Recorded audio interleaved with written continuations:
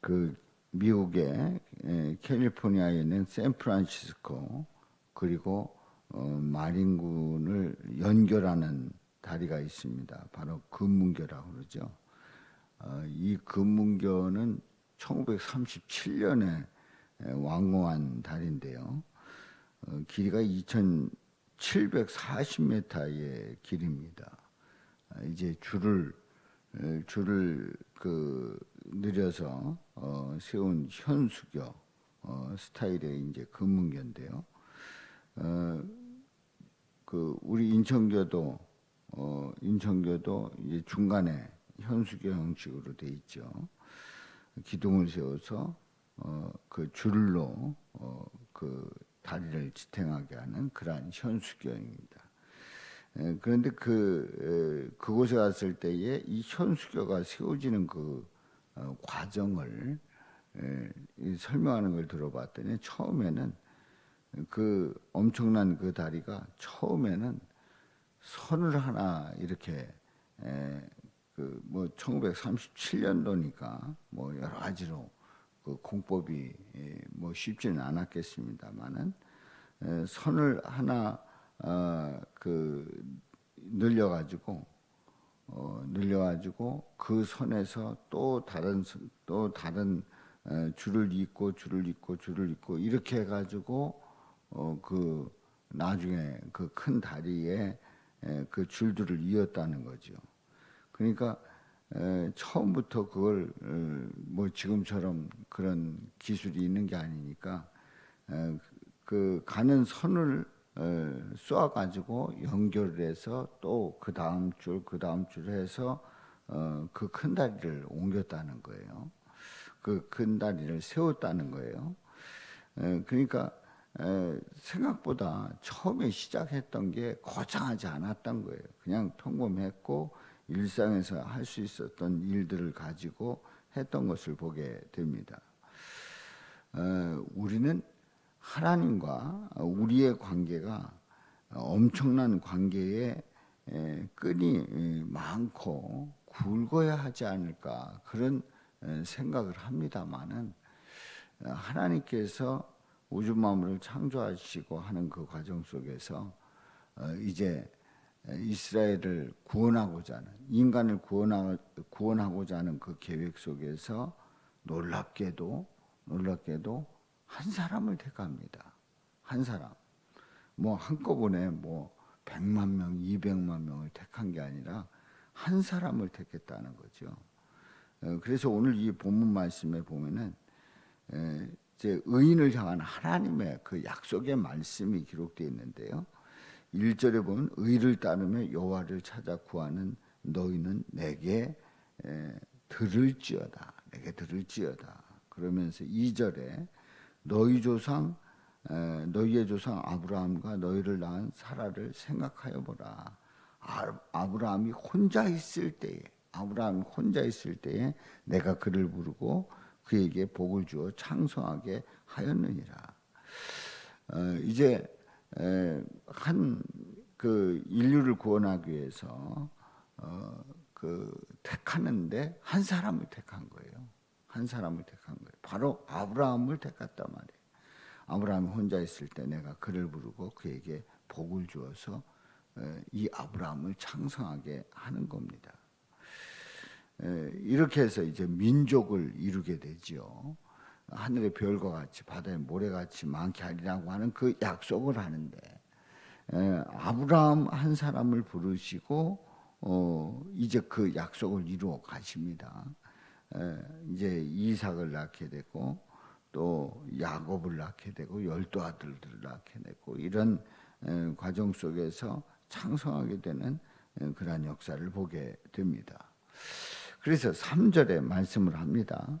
나 여호와가 시온의 모든 황폐한 곳들을 위로하여 그 사막을 에덴 같게 그 광야를 여호와의 동산 같게 하였나니 그 가운데 기뻐함과 즐거움과 감사함과 창화하는 소리가 있으리라. 시온의 황폐한 곳을 그래서 위로해 주시는데 사막을 에덴 같게 광야를 여호와의 동산 같게 하는 것처럼 우리 하나님께서 시온을 예루살렘을 회복시켜 주시는 놀라운 은혜를 보게 됩니다. 사람들이 볼 때는 거기가 사막 같고 광야 같아가지고 아무것도 없는 것 같은데 오히려 기뻐하고 즐거워하고 감사하고 창화하는 소리를 내게 될 것이다 하는 얘기예요. 실제로 이스라엘의 그 예루살렘이 이제 정복을 당하고 또 이제 포로로 끌려가고 하는 그런 과정이 있습니다. 그래서 그리고 이제 로마의 그 정복이 있었고 하는 그 과정 속에서 어떻게 보면 이제 신구약 중간 시대를 보내는 이 400년 동안의 그 기간 속에서 이스라엘은 바로 시온은 아무것도 없어지는 뭐 그냥 끝나는 그거 뭐 어떻게 기대해 볼 수 없는 그런 곳 같은데 바로 그곳에서 예수님이 태어나시는 거예요. 예수님이 태어나는 겁니다. 그러니까 예수님이 태어나고 또 예수님을 통해서 기쁨과 즐거움과 감사함과 창화하는 소리가 날 수 있게 하는 거죠. 그래서 4절에 보면은 내 백성이여 내게 주의하라. 내 나라에 내게 귀를 기울이라. 내게 주의하고 내게 귀를 기울이라. 이는 율법이 내게서부터 나갈 것입니다. 내가 내 공의를 만민의 빛으로 세우리라. 우리는 구약의 율법이 누구를 통해서 완성한다고요? 예수님을 통해서 완성하는 거예요. 그래서 우리 예수님이 오심으로 말미암아 이제 율법이 내게서부터 나갈 것이다. 그 율법이 예수님으로 완성이 되게 되고 공의를 만민의 빛으로 세울 것임을 말씀합니다. 이것이 바로 예수님의 사역을 말씀하고 있는 거지요. 그래서 8절 하반절에 보면 나의 공의는 영원히 있겠고 그 하나님의 뜻은 영원히 있겠고 하나님의 구원의 역사는 세세에 미치리로다.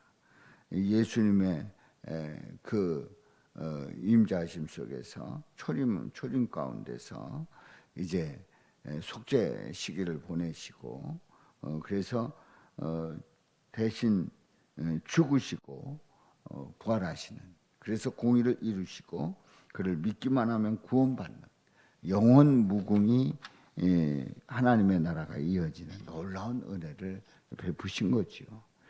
그래서 우리는 그 하나님께서 인류를 구원하는 그 과정 속에서 보니까 어떤 한 엄청난 많은 사람들을 한 번에 택한 게 아니라 한 사람을 택해서 이제 구원의 역사를 이루시는 그래서 예수님이 이 땅에 오시고 예수님을 통해서 믿는 자들이 구원받는 그 구원의 역사를 오늘 이 본문에서 말씀하고 있는데요. 우리는 우리 하나님의 역사가 이렇게 한 사람을 통해서 아브라함 한 사람을 통해서 예수님이 오시게 되고 또 예수님을 믿음으로 구원받는 이 하나님의 구원 그 계획 속에서 이루어지는 일들이 얼마나 위대한 일인가 우리가 고백하면서 오늘도 예수님을 바라보며 그 구원의 역사를 고백하고 나갈 수 있기를 주님의 이름으로 축원합니다.